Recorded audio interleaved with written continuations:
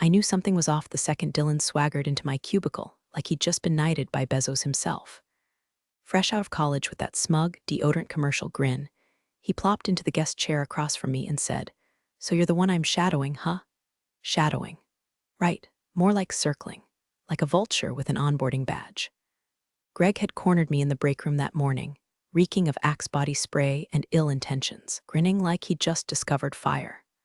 "We just need a little redundancy, in case you ever take a vacation, Ava," he said, using the tone of a man who thinks saying redundancy doesn't make him sound like a firing squad in khakis.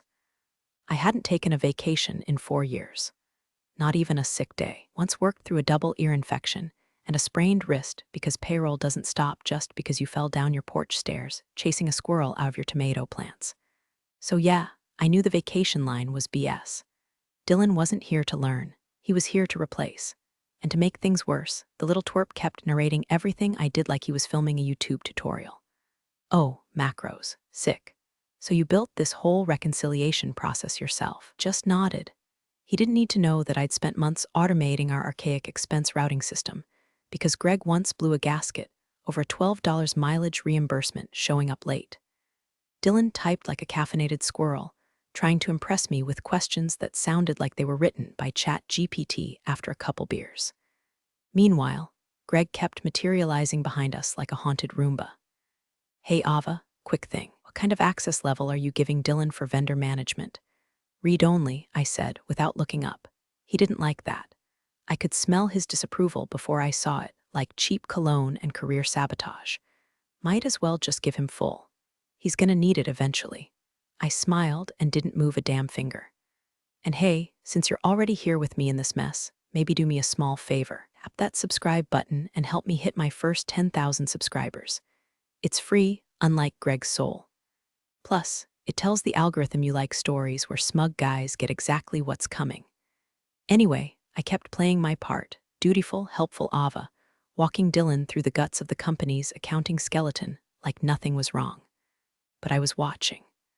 I noticed how Dylan knew where the vendor authorization templates were before I even showed him. I noticed how Greg kept checking the timestamps of our sessions on Slack.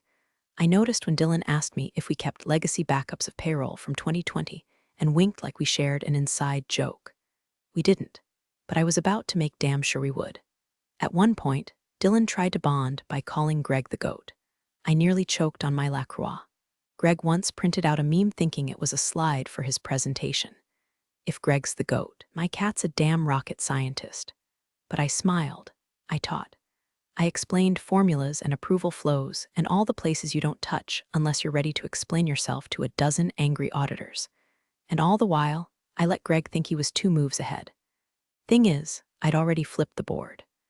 The sushi joint Greg picked for the company lunch was one of those upscale places with minimalist decor and bonsai trees by the windows, just pretentious enough for him to pretend he had culture. He kept calling it authentic, like he hadn't just Googled Japanese restaurant impressive enough for CEO. I showed up early, because old habits die hard and I like to know the exits when I'm walking into a lion's den. The CEO, Mr. Takahashi, arrived 5 minutes after me, sharp suit, calm presence, and eyes like he'd already scanned every weakness in the room. Mayu, his longtime assistant and translator, was unfortunately delayed due to a flight hiccup. Greg, of course, saw it as an opportunity to flex. "Guess I'll have to put that Duolingo streak to work," he joked, nudging the CEO as he sat down, already sweating through his collar. We ordered. I stuck to tea and tempura because I was too focused to eat. Greg was already 2 sake bombs deep, chuckling at his own jokes and spitting out kindergarten-level Japanese with the confidence of a man who once dated a hostess in Shibuya and thinks that counts as immersion.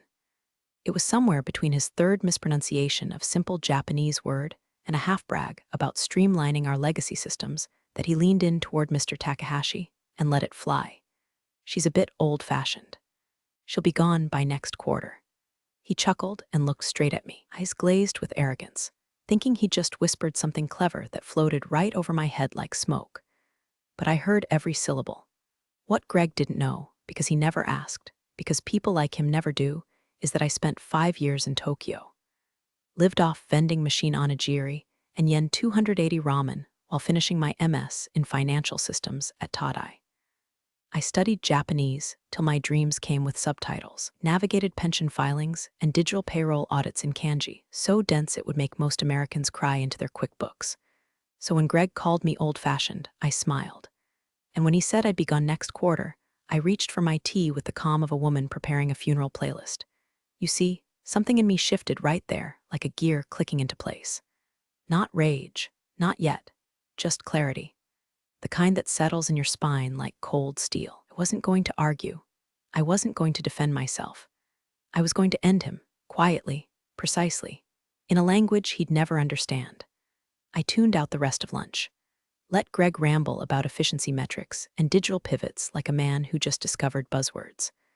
I watched as he mansplained our own software to the CEO and handed over a printed handout with graphs I built, but his name at the top. I caught the side-eye Mr. Takahashi gave him, subtle but sharp. He wasn't impressed, just politely enduring. When lunch wrapped, Greg patted me on the back like he was blessing the help. "Great job not zoning out during the Japanese," he said, laughing. "Oh, I found it very educational," I replied, bowing slightly. He missed the edge in my voice. Most men like him do. And as I walked out into the drizzle, umbrella in hand, I whispered something just for me in Japanese, my turn. Because that was the moment I stopped being his employee and started becoming his reckoning. I spent that weekend with a bottle of Pinot and our internal payroll logs pulled up on my personal monitor, combing through metadata like a forensic accountant with a vendetta. I wasn't looking for closure. I was looking for leverage. The first thing I noticed, Greg had manually adjusted his year-end bonus 4 days after the window had closed. It was subtle, buried under the noise of Q4 cost center transitions.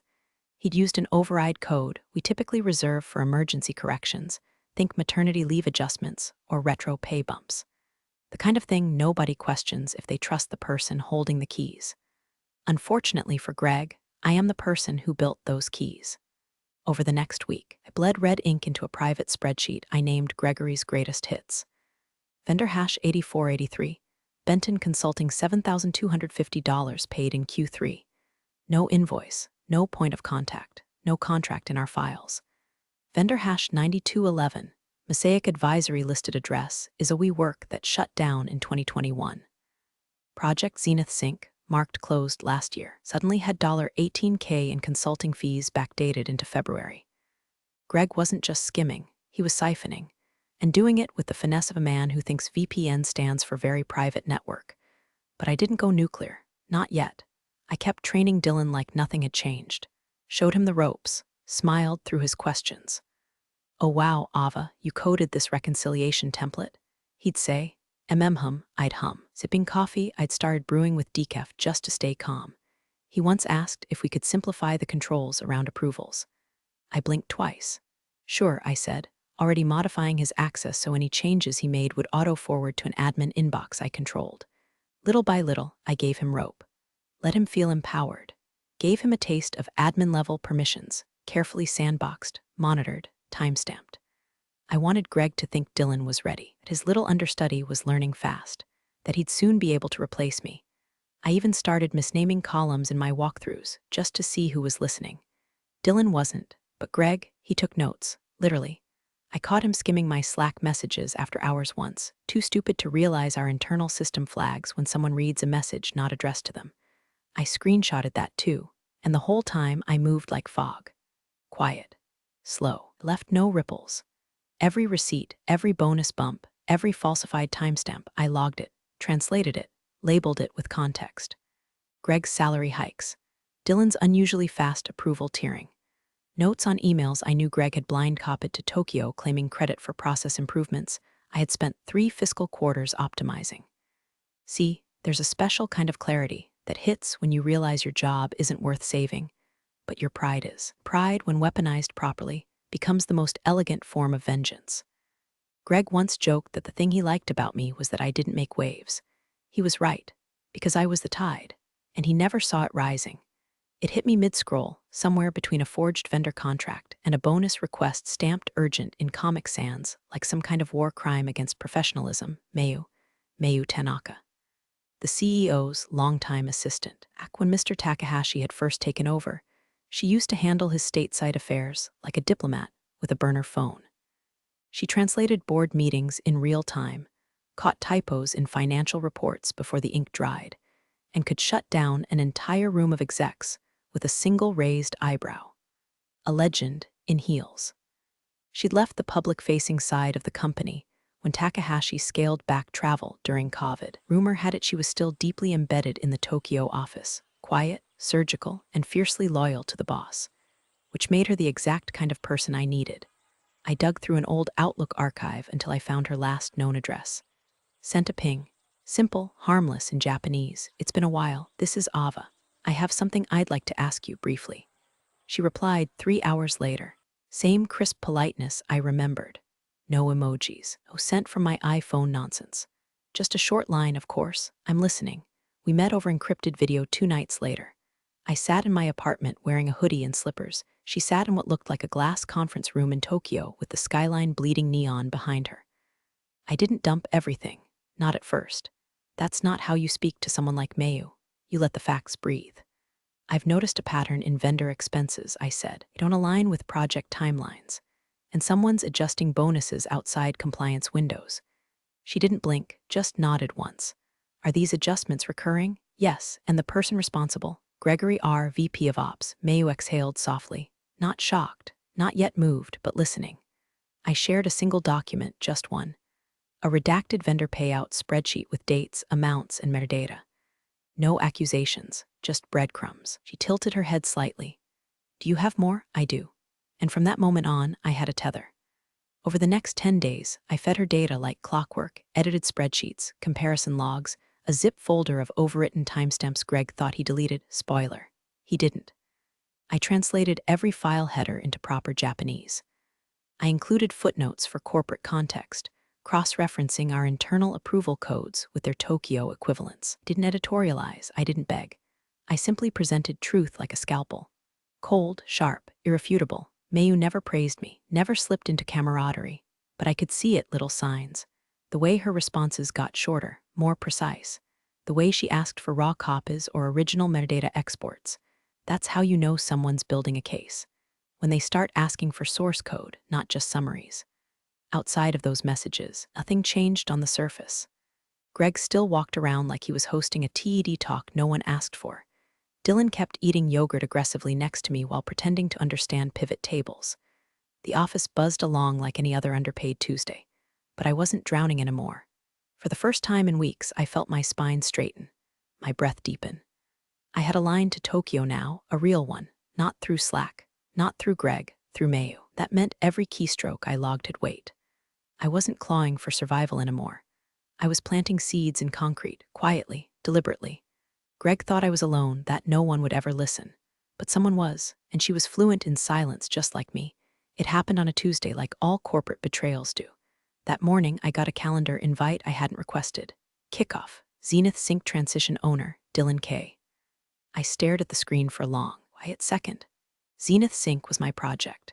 The one I built from the ground up during lockdown, working 18-hour days in yoga pants and unbrushed hair, while Greg pinged me at midnight with quick questions. I had cleaned up 3 years' worth of bloated code, integrated it into payroll, and rebuilt our reconciliation pipeline to survive a nuclear audit. It was my Sistine Chapel in Excel. And now Dylan, who still couldn't explain the difference between gross and net, was listed as its new owner. No warning, no handoff, just a digital eviction notice.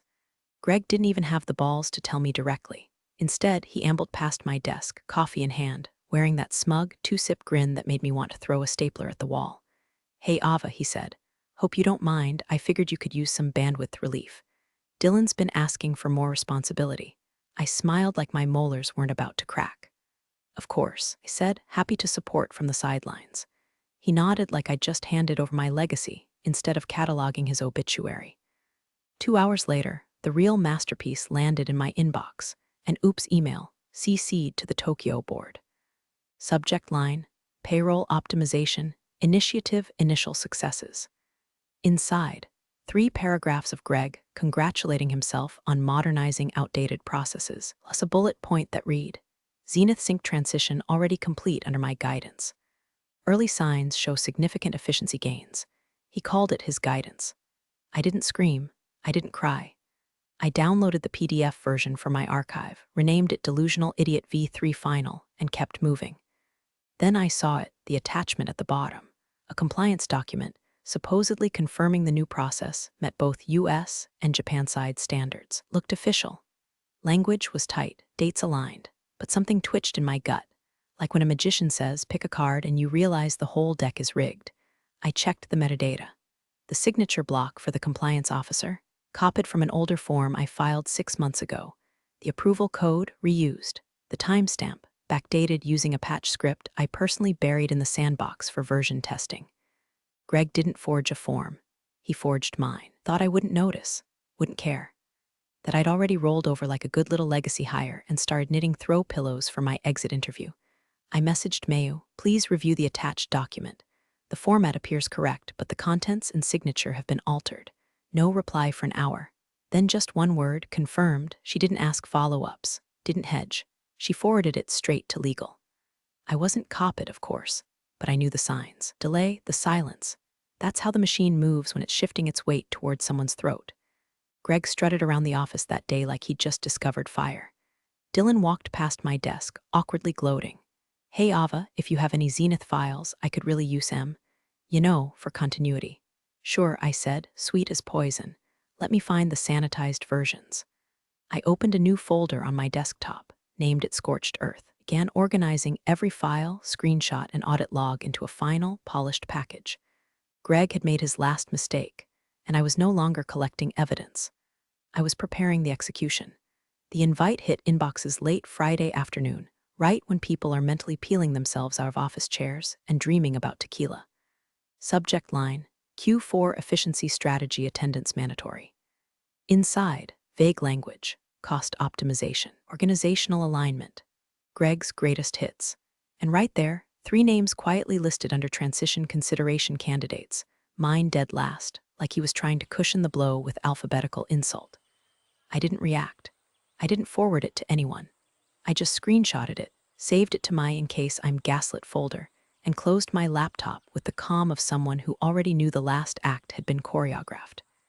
Because that morning, 4:42 a.m., Seattle time, just after Tokyo's lunch rush, an email was sent from a confidential Tokyo address to every board member on file. No subject line, just attachments.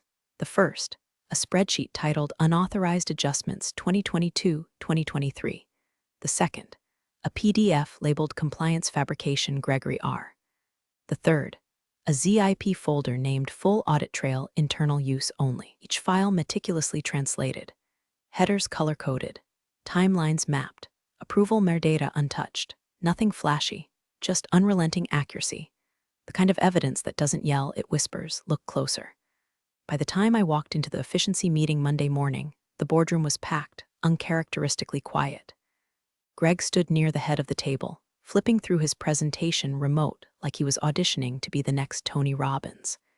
His tie was crooked. Smile looked just a little too practiced. I chose the front row, sat dead center, crossed my legs and folded my hands over a notebook I didn't intend to open. I wanted him to see me when the floor gave out. Greg clicked through the first slide, cost containment goals. Then the second, operational realignment. On slide 3, his voice cracked slightly. And finally, key restructuring areas to streamline redundancies and promote fresh innovation. He paused. Before we dive in, I want to, address something that came to our attention this morning. Oh, there it is. He tried to play it off like some harmless administrative hiccup. We received an email that includes some internal documentation that appears to have been manipulated. We're working with legal to, the CEO, silent until now, raised a hand. No, we're not working with legal, he said quietly. They're working with us. A single line, like a scalpel to Greg's jugular. Greg blinked. I'm not sure what you mean by. Another board member slid a printed copy of the audit trail across the table. Did you authorize these payments? Greg reached for it with the hesitancy of a man trying not to leave fingerprints. Across from him, I watched the room freeze frame around his unraveling. Every breath, every eye shift. It was all there in high-definition corporate silence, kind of silence that only happens when the predator realizes he's prey. My tea thermos clicked softly as I took a slow sip. Mint chamomile. Greg's favorite. He used to brag it helped with performance anxiety. Guess it stopped working. I didn't need to speak, I just sat there, smiling, not smug, not loud, just ready, let the walls close in. Let the email do the talking, because the only thing louder than justice is a trap sprung in absolute quiet. I kept stalling like a man caught with a bloody glove and no script. His voice got higher with each excuse, trying to pivot the conversation to broader organizational shifts and future-facing leadership strategies, like jargon could cancel out arithmetic. But the CEO wasn't moving. He just stared, motionless, at a single line in the document. One line, one transfer, one name. Mr. R, he said, voice low and clipped, can you explain this transaction? Greg's mouth opened, closed, opened again. That payment was part of an end-of-quarter adjustment tied to vendor onboarding. The reconciliation team approved it. I have the memo somewhere. His hands fumbled through a folder like a magician looking for a rabbit that never existed. I believe Ava might have signed off. I didn't even blink. And right then, like fate had cued the entrance, she walked in. Mayu, 5'0" of silent command, dressed in a navy blazer and calm fury. She didn't nod, didn't smile. Just walked past the stunned execs, straight to the head of the table, and handed the CEO a navy folder stamped with the Tokyo office seal. No one moved. Even Greg sat frozen, one hand still in his manila folder, like maybe if he just stayed still enough, she'd vanish. The CEO opened the folder. Read silently. His eyes didn't change. But he passed the contents to his left. The ripple began, each board member reading, glancing at Greg, then passing it on. Mayu stepped forward, calm, composed. She opened her mouth and delivered the line that would end careers. This manager, Greg R., has defrauded this company and insulted your judgment. See attached documentation. She didn't raise her voice, didn't flinch. Just read it like she was announcing the weather. Greg looked like someone had unplugged his spinal cord. His mouth fell open, nothing came out. His eyes darted left, right, looking for a lifeline, a rebuttal, even a misplaced sympathy nod. None came, someone coughed, papers rustled. A chair creaked, and me? I didn't say a word, I didn't have to. I just shifted slightly in my seat, adjusted the sleeve of my blazer, and looked him dead in the eye. He knew. Mayu set the folder down with surgical precision, turned toward the door, and as she walked past me, our eyes met. No wink, smirk, just a subtle nod. The kind of nod shared between two women fluent in strategy, silence, and survival. Greg tried one last Hail Mary. This is clearly some kind of vendetta. She's been undermining me for weeks. And the CEO raised a hand again. No more. Greg sat back, quiet, breathing like a man who just realized the oxygen in the room belonged to someone else. And the room held still, because everyone knew the decision had already been made. Greg must have known it was over, but men like him don't go quietly. They thrash, they flail, they grab at whatever scraps of power they think still exist. He leaned forward like he had a trump card up his sleeve. With all due respect, he began, always the battle cry of a man about to disrespect everyone, I believe Ava has been actively working against my leadership for months. She's been slow-rolling handoffs, withholding access. Now she's gone behind our backs to sabotage my relationship with Tokyo.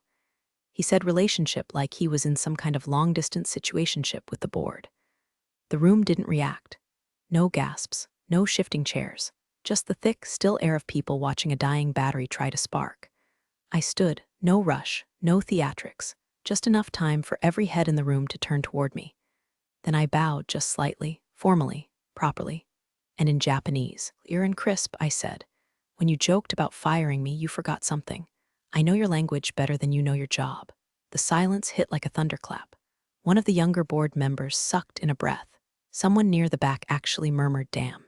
Greg just froze, blinking like maybe if he stared hard enough he could rewind time. The CEO didn't look at Greg, he looked at me, and nodded once. Security didn't drag Greg out, would have made it too easy for him to spin as victimhood. No, it was worse. Two internal operations guys quietly stepped forward, motioned toward the door. Greg's mouth opened again, but no words came. He picked up his laptop like a child forced to leave the sandbox, shuffled toward the exit like he was still waiting for someone, anyone, to stop this. No one did. Once the door clicked shut, the CEO turned to the board. Let's move forward, he said simply. Mayu handed out a brief memo detailing internal realignments. At the bottom of page 1, under Revised Reporting Structures, my name was listed. Title, Director of Financial Systems reporting to Tokyo HQ. I had signed the contract 2 weeks ago. I gathered my folder, took one last look around the room, at the executives still trying to process what just happened, at the empty chair Greg had left behind, at the folder Mayu had placed like a tombstone. Then I walked out. No strut, no grin, just calm, fluent silence. Somewhere behind me, the sound of a chair squeaked back into place. The meeting continued, but I was no longer in it. I was beyond it. Thanks for joining the fun, you office survivors. Subscribe for more switch-flicking drama. Let's make your former coworkers sweat.